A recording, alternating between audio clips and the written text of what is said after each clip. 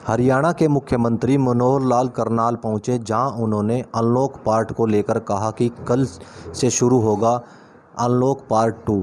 जिला प्रशासन को अगर लगता है कहीं अनलॉक में सख्ती बरतनी है तो ज़रूर बरतने की आवश्यकता है, तो वहीं भीड़ भाड़ वाले इलाकों में पाबंदी रहेगी। हमें कोरोना से बचना है तो अभी और सावधानी बरतने की ज़रूरत है। हरियाणा बेहतर स्थिति में है और भी कोरोना से बचने के प्रयास किए जा रहे हैं। जो कहा कि हमारी जो सामान्य गतिविधियां आगे बढ़ रही हैं, इसमें किसानों को भी एक बहुत बड़ा एक उन्होंने योगदान देने की बात की है कि उनको श्रेय जाता है कि किसान डट करके देश के आदमी का, समाज के लोगों का पेट भरने का जो काम कर रहा है वो किसान कर रहा है। और हमारे यहाँ के जो मज़दूर हैं वो भी लगातार काम में लगे हैं। जो यहाँ से मज़दूर एक प्रकार से अपने अपने प्रदेशों में काफ़ी मात्रा में चले गए थे, उन्होंने भी वापस आना शुरू किया है और वापस आकर के फिर से वो अपने अपने काम में लग गए हैं। तो एक प्रकार की आगे की सावधानियां भी उन्होंने बताई हैं। हमारी जो नॉर्मल स्थिति हो रही है उसके बारे में उन्होंने बताया है। किसी भी कारण से हमको ढिलाई नहीं बरतनी है, ये सारा आगाह उन्होंने किया है।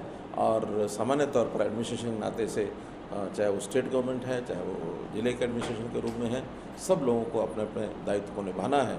ऐसा आज का उनका जो आह्वान था उसकी मुख्य बात। चाइना ने अपनी जो करतूतें हैं वो रोकी नहीं हैं। वो उन्होंने बहुत एक जो दुश्मनी पाल करके जिस प्रकार से बॉर्डर के ऊपर उन्होंने अपनी गतिविधियां की हैं, उससे एक रोष देश भर में हर व्यक्ति के मन में है, हर एक संस्थान के मन में है, हर नेता के मन में है। तो हम लोगों ने उसके हिसाब से ही हरियाणा में पहले से ही जो 2 ऐसी कंपनियां थी जिनका टेंडर लेवल के ऊपर कुछ कॉन्ट्रैक्ट हमारा होने वाला था, हमने उसको रद्द किया था।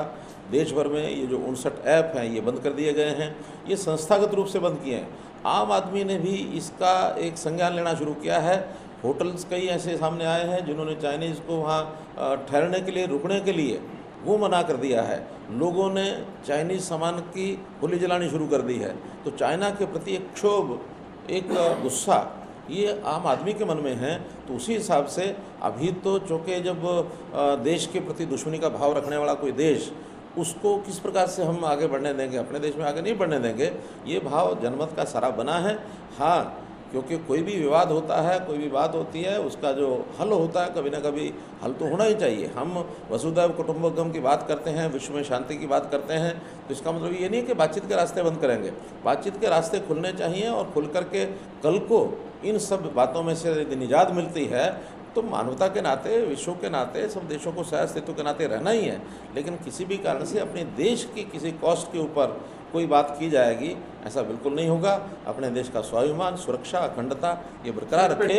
ये एक इस समय का एक कठिनाई का समय है, एक संकट का समय है।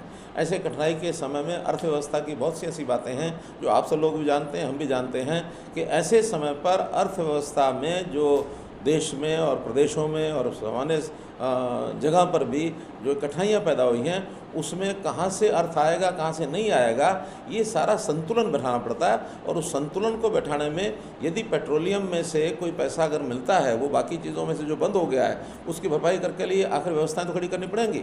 आज अगर मैं अपने प्रदेश की बात करता हूँ तो हमारा 4,500 करोड़ रुपये का ऐसा खर्च है जिसको मैं कमिटेड एक्सपेंसेस के रूप में कहता हूँ। अब जीएसटी बंद हो गए थे, एक्साइज बंद हो गई, वैट बंद हो गया, स्टाम्प ड्यूटी बंद हो गई, ये सारे इनकम तो यहीं से होती थी। रुपया हर महीने कमिटेड एक्सपेंस का दिया विकास के कामों के लिए भी, अब आगे आवश्यकता पड़ेगी तो वो उनको देना है। तो इस प्रकार से जहाँ से पैसा मिल सकता है वहाँ से लेना, जहाँ मजबूरी है नहीं मिलेगा तो ज़बरदस्ती नहीं की जा सकती। समाज से तो पैसा रूटीन से आता है। इसलिए आज देश और प्रदेशों की जो स्थिति है उसमें इन चीज़ों का कोई अर्थ नहीं है। अगर कम ही करने की बात है तो मैं आह्वान करता हूँ उनको कि राजस्थान के अंदर कम करके दिखाएं, पंजाब के अंदर कम करके दिखाएं। क्यों नहीं कम करके दिखाते? वहाँ तो हरियाणा से भी ज़्यादा रेट है। हमारे तो 2 ही प्रदेश आसपास लगते, राजस्थान और पंजाब। हरियाणा से ज़्यादा रेट हैं आज भी। क्या वो 5-10% वहाँ कम करके, वो तो उनके अपने हाथ में है। तो इसलिए ये जो सब प्रदेश और देश को जो सुचारू रूप से व्यवस्था चलानी होती है, जिनको नहीं चलानी होती है वो कुछ भी टैक्स करते रहेंगे, लेकिन जिनको चलानी होती है उनको देख करके बात बोलनी चाहिए। हरियाणा में हम कम से कम ये कह सकते हैं कि हमारे डीजल का रेट, हमारे पेट्रोल का रेट, आसपास की सब स्टेट्स, केवल चंडीगढ़ को यदि हम छोड़ दें तो बाकी हमारा दिल्ली से भी कम है, राजस्थान से भी कम है, पंजाब से भी कम है, उत्तर प्रदेश से भी कम है, हिमाचल से भी कम है, सब प्रदेशों से कम है। सर एक आखिरी सवाल, हरियाणा आत्मनिर्भर कैसे बनेगा?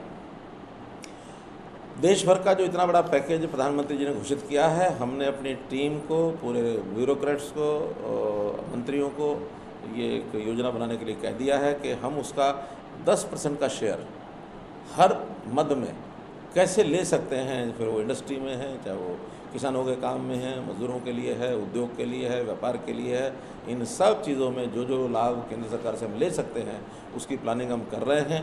और बहुत सी चीज़ें हमने शुरू भी कर दी हैं, जैसे छोटा जो काम करने वाला ऐसा रेडी फड़ी वाला व्यक्ति है, खोमचे वाला व्यक्ति है, उसको अगर आवश्यकता है तो 10 से 15 हज़ार रुपया तक वो लोन ले सकता है और मात्र 2% इंटरेस्ट के ऊपर उसको लोन मिल जाएगा।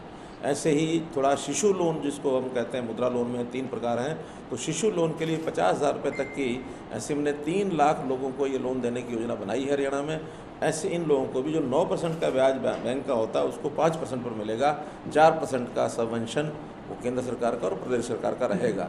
तो इस प्रकार से इन सारे लाभ को, ऐसे ही जो जो योजनाएं, जैसे पशुओं के लिए योजना बनी है तो पशुओं के लिए भी अलग से, जैसे किसान क्रेडिट कार्ड होता है, पशुधन क्रेडिट कार्ड ये हमने बनाया है, उसकी भी अलग अलग पशुओं के हिसाब से रेंज रखी गई है कि उसमें उनको जितना पैसा चाहिए पशु खरीदने के लिए उनको मिल सकता है। रोज़गार के नाते बहुत सी स्कीमें बनाई जा रही हैं, वो जैसे जैसे बनेंगी वैसे वैसे आगे सोनीपत में आज 2 पुलिस कर्मचारियों का हत्या हुई है, एक बड़ा दुखद घटना हुई है। हमारे डीजीपी वहाँ पहुँच गए हैं, उन्होंने जायज़ा लिया है। उनको दोनों जो सिपाही हैं उन्होंने बाकायदा एक संघर्ष मुठभेड़ टाइप हुई है, तो रात के समय वो पेट्रोलिंग पर थे तो बदमाशों ने आकर के उनके ऊपर पहले गोलियां चलाई हैं, फिर प्रत्यक्ष भिड़ंत भी हुई है उनकी, उनको यानी चाकुओं के निशान भी मिले हैं उन सिपाही जो हैं उनके बॉडी के ऊपर।